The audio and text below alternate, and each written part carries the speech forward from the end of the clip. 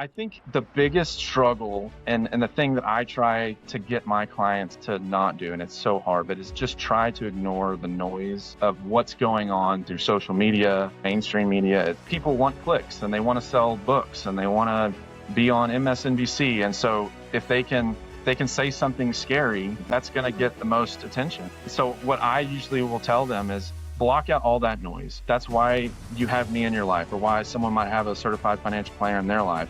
Let us work through all that noise and then try to get you, where you need to be. But that's hard to do. It's just hard to take the media and that stuff out of it. The second part of that is, I think some people will look at investing as gambling and they don't want to lose what they have. Gambling is odds-based, where the house wins. Investing is putting your money in American companies or companies you might believe in, or banks, and their sole goal is to win so that you win. And so you're not gambling. It's not a loser's game. Is the long-term trajectory of the stock market, the bonds, everything is up and to the right. Welcome to the Sock Drawer Podcast, where life is messy, but we always find meaning in it. Every week, we pull out the stories, the lessons, and the hidden gems. And then we ask the big question, keep it or kick it? If you're ready for real talk, brave steps forward. I'm your host, Lisa Begley, and you're listening to the Sock Drawer Podcast. Let's jump right in. Welcome to the Sock Drawer Podcast. Now, I have a question for you. Most people, they don't end up where they started. And when they look back, and you've probably done this, the story usually makes sense, but only in hindsight. Like, we were going through it and we weren't quite sure why at the time. And just real quick, today's episode is brought to you by Project Icon, helping people share their story, build their brand, and find their voice. My guest today is someone whose career has evolved through several distinct chapters. He began as a teacher, a coach, moved into leadership as an athletic director, and then eventually transitioned into financial planning. And what has connected all those chapters is a consistent focus on people, responsibility, and helping others make thoughtful decisions about their future. Jordan Hampton, welcome to the Sock Drawer Podcast family. We're excited to share your story and have you here today. Thank you very much for the invite. I'm excited to chat a little. Good. Well, let's just dive right in. So we talked a little bit before we jumped on, and I like to kind of go back to the origin, right? So let's start back before what you're doing today. Take us back to your early career in education, coaching. So what originally pulled you in that direction? Yeah, it has been kind of a wild ride, but actually before I got into the idea of coaching and teaching, I actually went to Texas Tech University. That's where I met my wife. And I was actually a double major architecture civil engineer major. That's what I went in. And then about 3 years into it, I realized it wasn't for me. Okay. A, I didn't want to memorize the density of concrete. And B, I think to answer your question directly now, it just wasn't, it didn't involve people, right? It was fun to be creative. It was nice to build. But at the end of the day, it didn't feel like it was me because it wasn't people facing. Yeah. And so I actually switched from that and I went in and got a math degree. And I had played sports in high school. And I thought, well, this was 2007. So the world was falling apart a little bit with the great financial situation. And so I was like, well, I have enough math credits. Let's teach high school. I was always pretty good naturally at math, and then coach and kind of see what the world presents me. So that's really what drove me into it, was just the passion for sports, the background in math. And I was excited to hit the ground running. And at the time, economically, it was kind of tough. And so that's really what started the journey, was that passion. Okay. So did I hear a little bit of in there because of the financial, were you thinking financial at that point? And you just kind of took a step back and said, I think I'll stick with teaching and math? Or was it just a kind of a proponent of that time of frame, 2007, 2008? Yeah, so it was more of a combination of, well, if you have a math degree, you should be able to get, a job, any job that you want. Okay. Even though I didn't have a finance degree or a teaching degree even, the concept was, well, if you get the math degree, you'll be fine. But at the time, there wasn't really anyone hiring for any type of analytical position. And so I already had the math background and I just decided to jump into teaching. And so that's Yeah. kind of what drove it. I Okay. wouldn't say that I was looking forward to finance at that point or numbers at Okay. that point, So but I that needed to wasn't get a really on job. your radar. Yeah. Yeah. So when you think about that season now, when you look back talking about it, what what do you think it taught you about leadership and responsibility heading into maybe finance in the future? Yeah, I mean, when I was young, I was in my early 20s and I was just beginning to teach. I had always looked at relationships and the connection with people really just through friendships and families. I had not really bridged that gap to the professional world yet. All of a sudden, you've got a classroom full of teenagers who are looking at you for guidance on not just math, but life, sports, whatever it happens to be. It taught me so much and gave me so much respect for the education, those educators out there. I mean, it's such a hard job, and people know that, Mm. but there's so many different hats you have to wear. But I guess the first lesson that I learned about leadership was I had a preconceived notion of what I thought teaching would be, and it wasn't anything like that. You have to talk less and listen more after the lesson's over with, because everyone's so different. They learn so differently. You can't Yeah. just sit up there and be a robot. And that's really the first time that it wasn't friends and family. It was somebody needing something, and it required me to adjust the way that I did things. Yeah. Wow. That had to be a big learning curve and for the better. Just to so much benefit for that in the future. I mean, I think just having any kind of conversation with anybody, being able to adjust and adapt to who your audience is or who you're speaking to is so important. Now, there's usually a moment, I think, Jordan, when something kind of no longer fits the way it once did. So as you were teaching, when did you begin to realize that role maybe wasn't aligned with where you were headed? Yeah, I mean, so I taught math for close to 10 years and high Wow. school math. And I actually really did enjoy the teaching part of it, Yeah. especially math. You know, I've always said nobody dislikes math. They probably just had a math teacher. If you can Yeah. make math fun, I think most people enjoy solving problems. I think Yeah. that's kind of what makes us humans. And so I enjoyed the math part of it, but I wouldn't say I lost the passion for it as much as I was really loving the idea of kind of becoming an athletic director. Like I said, I played sports as a kid growing up. I played all through high school. Yeah. I could have played in college, but I decided to go to Tech, and I wasn't that good to play at a Division I school. So Yeah.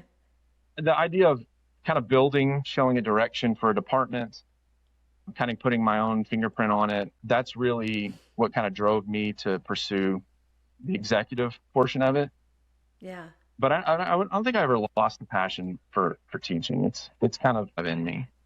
Okay. So did you become the athletic director? Were you coaching as well when you were I teaching was. math?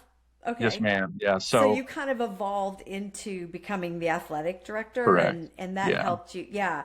So, I had the very thankful opportunity to work with a lot of athletic directors back in the day when I was selling cheerleading and dance uniforms for Varsity Brands, big company and big competitive cheer company. And I had to meet with athletic directors on a regular basis.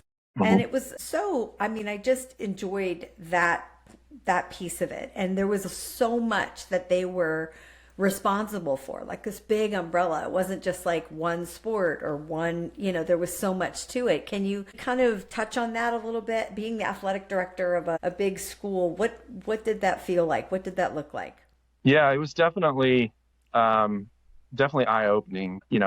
My perspective had always been through obviously boys, men's sports, and Yeah. so teaching math, but also coaching football and baseball. You kind of get that side of it, but all of a sudden, you're in a leadership direction, and you've got to worry about JV girls soccer and how Yeah. that functions.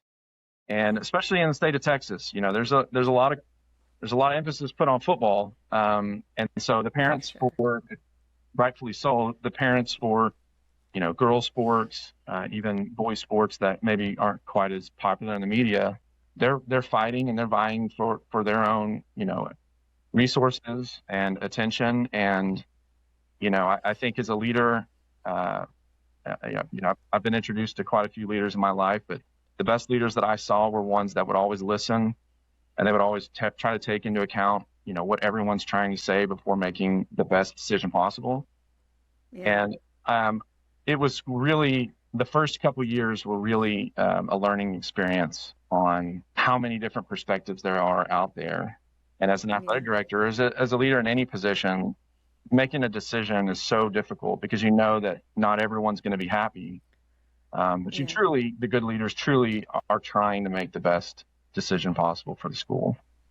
Absolutely. I'm sure of that. And you also, if I recall, like being an athletic director, you're also managing a huge budget. You're managing like what goes where and who gets what and how much, and just having to delve that out and then, be accountable for it. It had to be some tough times in there.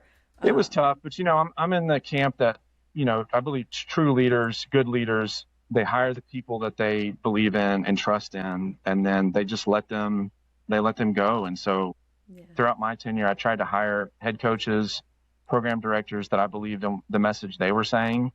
And then I would just give them, hey, this is what we have, and now you can run it how you want. You want to raise more money? Go for it. You want to take it a different direction and do this? Go for it.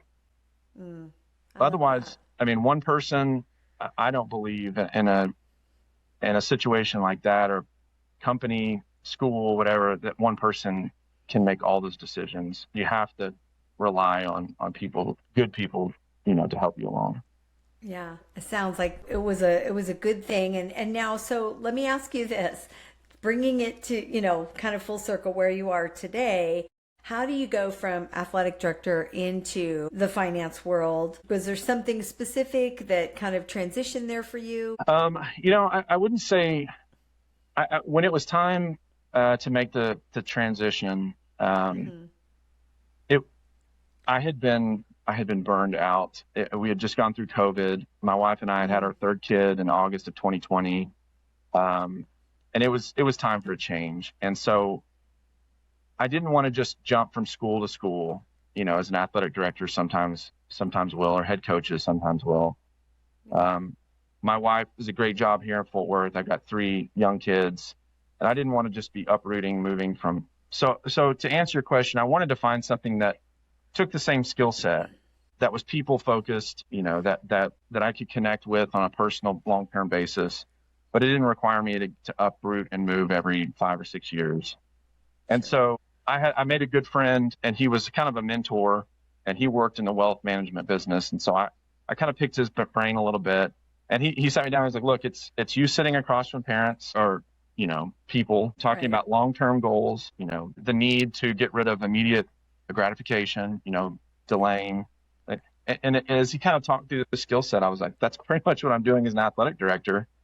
It's just athletics and the direction you want to go as an athlete instead of money. And so he tried to talk me out of it, but I decided to do it anyway. I'm pretty stubborn and hard-headed. And so, I just jumped in 2 feet in, talking about transitions and the way to do things. I'm just a big believer that once you've made your mind on something, you just jump in 2 feet forward and you just give it everything you have. And so I just set goals. I wanted to be a financial advisor at, this firm, and made it happen. I wanted to be a certified financial planner, which requires education, experience. And I put it on the board and then just knocked it out.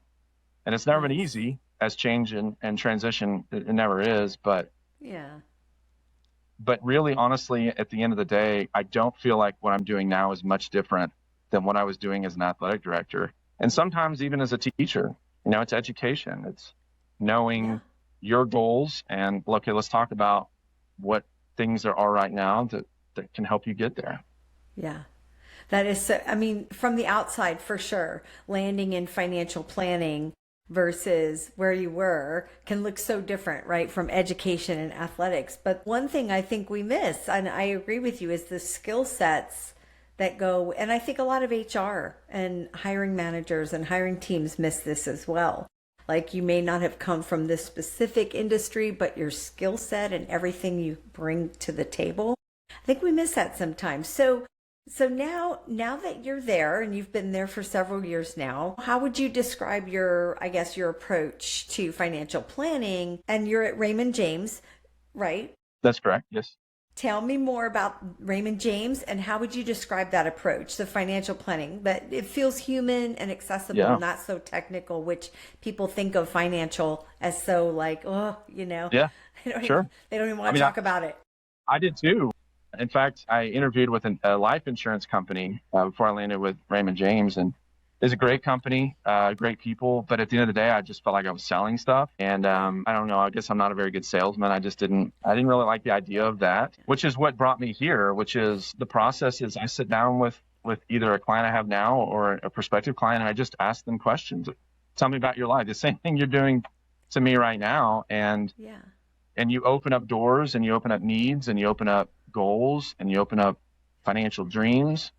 And then I take all of it in and kind of, soak it up, figure out the best way to get there. But at no point does it ever feel like that I'm trying to sell something, because it's truly as a CFP, and honestly, working here at Raymond James, there's no products pushed on us. We don't have to sell anything to keep up a certain number. The industry, from what I've been told, has changed a lot over the last 10, 15, 20 years, where it used to be about selling mutual funds or annuities or life insurance. But for the better, it's really turned into personal, relationships and working together, a symbiotic relationship. And that's really what sold me on this in the end. And Raymond James I had asked multiple financial advisors, financial planners, and they all gave me like I asked their top three, and Raymond James was always in the top three of each one of them. And I asked why, and they said, well, from what we've heard, they're not pushing products. It's relationship based. And 4 years in, I definitely agree with that. There's never been a product that I've been made to push or sell. It's just meet people, treat your clients well, reach the goals that they want to reach, and let the rest take care of itself. Yeah, I love that. And I think financials are such a scary, just a scary topic for so many people. And they, like we were just saying, they don't really want to talk about it. And it's, I think it's better. Like when I hear financial planners like you, Jordan, saying it's a relationship, we're just going to talk. We're just going to figure it out together. It becomes like all the walls can come down. It just feels so much better. Is there something specific that you find in your years now in financial planning and as a certified financial planner, like that you find is consistent with people that they struggle with on a regular basis? That's a great question. I think it kind of depends age based. We as a country have done such a terrible job with financial education and literacy, financial literacy. It's so bad. And so, like I partner with TCU with their new doctors as they're coming out to really try to help give some of that financial literacy.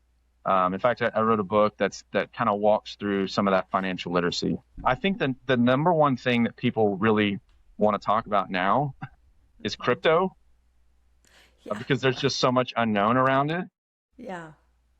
I think that kind of what I referenced earlier, the industry has changed so much that what people thought of something 20 years ago is totally different. Like I'll take one example, annuities. 20 years ago were terrible. That you shouldn't have probably gotten one unless you really needed like a pension plan. Right. But now you can use them for downside protection, and they still have all the upside growth. And so I think the biggest thing is just the changes that happen so quickly. Yeah. And people are just overwhelmed because they're like, well, I didn't know that's what that was. I thought it was this. Yeah. So that's that's me part. with crypto. Yeah, for sure. Like I have no idea about crypto and Bitcoin. I was like, oh, it's the same thing. Like, to be honest, I'm just completely not knowledgeable about that whatsoever. And I'm trying to learn about it. So crypto, and you mentioned a book. Can you tell me a little bit about the book and where can people find it? Yeah, sure. So before I get into that, I guess I'll just preface this with my mom as a physician. She's an OB-GYN here in Fort Worth. And so I kind of grew up seeing money through her eyes. And I saw the mistakes and the good things that happen to doctors. They come out brilliant, but they have no financial literacy, and they have a huge target on their back, and they don't know who to trust. And so Yeah. And so really when I got into this 4 years ago, I kind of wanted that to be part of my practice. And so last year I wrote a book, Physician's Financial Playbook. And it can be found on my website. You go to raymondjames.com/Jordan Hampton. And it really just looks at all financial planning. It's not just for that, but it kind of looks at it through the eyes of that, because doctors are pretty unique. They have high cash flow. They have high insurance needs, sometimes a lot of debt. And so it just kind of tries to answer the basic questions and get themselves on a roadmap that gets them to a comfortable lifestyle. And so that's really why I wrote it. I don't charge to sell it. I give it away for free because I believe that education portion is so important. But there's a lot of nuance in any financial plan, but especially for doctors. I love that. I like the niche of it. Even though it can be used in a broader sense, I like that you focused on that. Another piece of that, I'm not sure, Jordan, if you touch on this or not, but doctors, physicians coming out of so many years of schooling and starting out with, is that what you meant by they have a target on their back kind of a thing? Like they're starting out kind of behind the eight ball, if you will.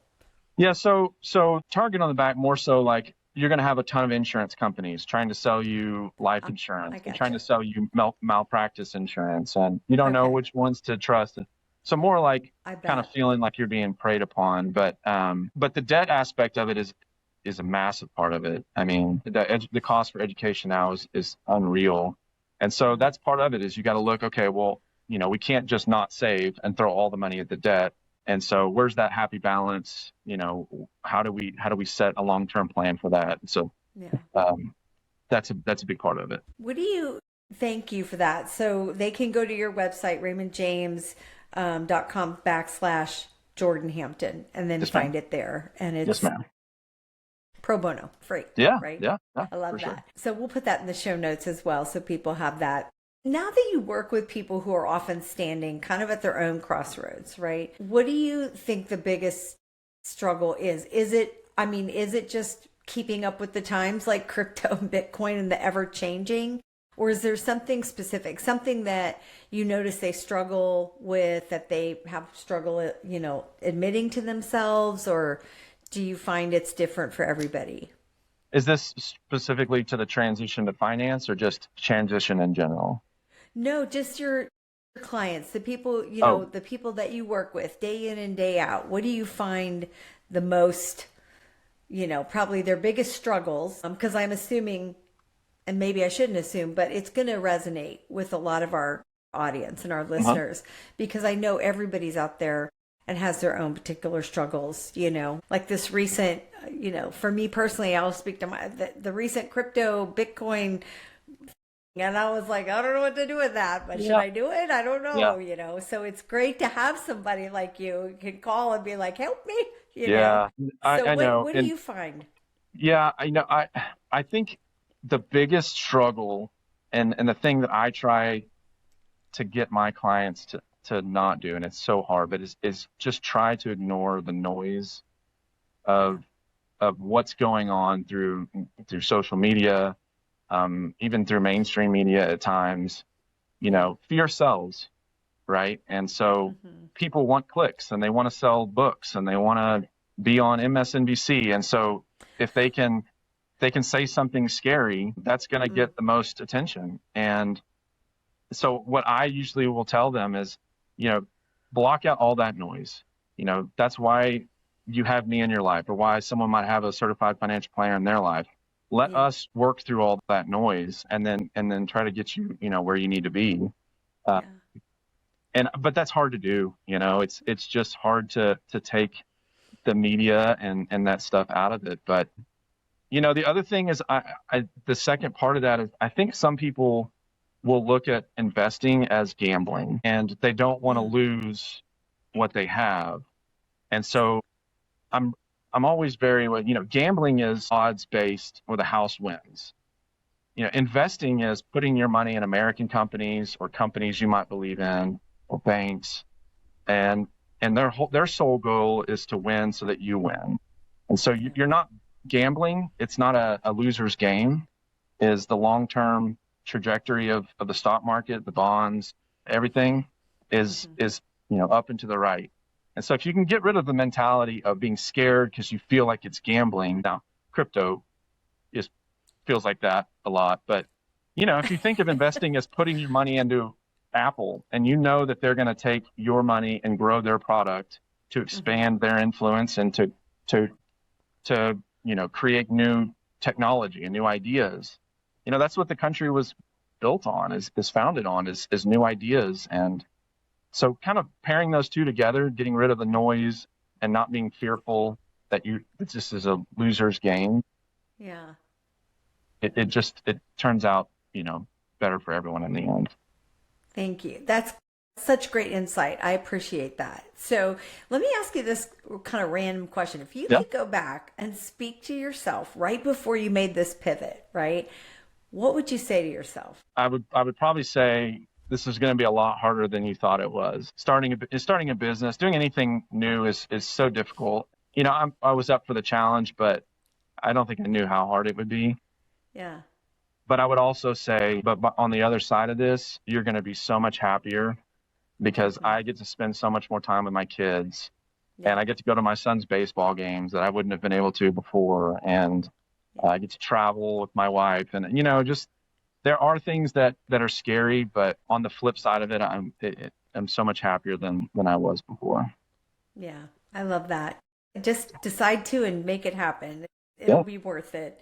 But you're right. I love that you said it's a job, it's work. You got to put that in to begin with. So, okay. So Jordan, we have this 60-second drawer dash in every episode, and it's just quick questions, short answers. Don't overthink it. I'm going to throw some things at you and you can just tell me this or that or pass. Okay. Okay. All right. So mornings, early start or slow start? Early start. Structure or flexibility? Flexibility. Teacher or coach, which shaped you more? Coach. One habit you had to let go of during your career transition? I'm going to say sports talk radio. So you did sports talk radio? I just listened to a lot of it when I was a coach. And then when I transitioned, I gave it up for financial podcasts or other things to kind of launch. But I probably haven't listened to sports radio in 4 years now. Okay. All right. Well, I was thinking, wow, you did that. We got to have another podcast just to talk about that. So what is one belief about yourself that changed as your career evolved? Gained a lot more humility, just moving from one thing to another and seeing more people, hearing their experiences. Become quite a bit more humble now than I think I used to be. And final question, what's one word that describes the season of life that you're in right now? Spring. All right. I love that. Freeing. So at the end of every episode, Spring. Tell me more. Say it again. Spring. I thought you were asking like the season. I would say spring. No. Yeah, we could say spring. I mean, spring is like a renewed sort of fresh, the starting. winter was kind of the restart, and then now feel like things are kind of blooming again. Okay, I love that. All right, I love it. Tiny dare. We always ask our guests, we end every episode with a tiny dare, just one small honest step that you could offer our listeners that they could take this week to implement and keep moving forward. Yeah, I think for me, obviously now that you've heard my story, I think life is very dynamic. It is not a static thing where it's pre-built for you. And so there was a quote that I've used for a long time, and I guess my dare would be put this on your bathroom sink kitchen or put it in your office or something. But it's from Ralph Waldo Emerson. And it just says, the reward of a thing well done is having done it. And it just speaks to action. It just speaks to, don't worry about the fear of the unknown. If you're passionate about it, if you love it, just do it. And you will find so much joy in just the act of doing it. Jordan, thank you so much. Thank you too for sharing your story today and for the evolution that brought you to where you are. And for anyone listening, I love that quote, Ralph Waldo Emerson. Can you say it again for me, Jordan? Sure. Because I like the idea of writing it on your sink, your bathroom mirror, Mm-hmm, love that. Mm-hmm. It's very simple. It just says, the reward of a thing well done is having done it. You guys write that down. And for anyone listening, listen, clarity doesn't come from having everything figured out. It comes from paying attention to what no longer fits and being willing to take the next honest step to get you where you're going. And if this conversation resonated with you today, please be sure and share it with somebody that you think might need to hear it. You can listen to it on Apple and Spotify. And of course, as always, subscribe to watch. Jordan, thanks again for being here and joining our family. And we'll see you on the next SDP episode. Take care. All right, Sock Jar family, that's a wrap on today's Drawer Dump. Big thanks to our guests for sharing their story and their heart with us. Until next time.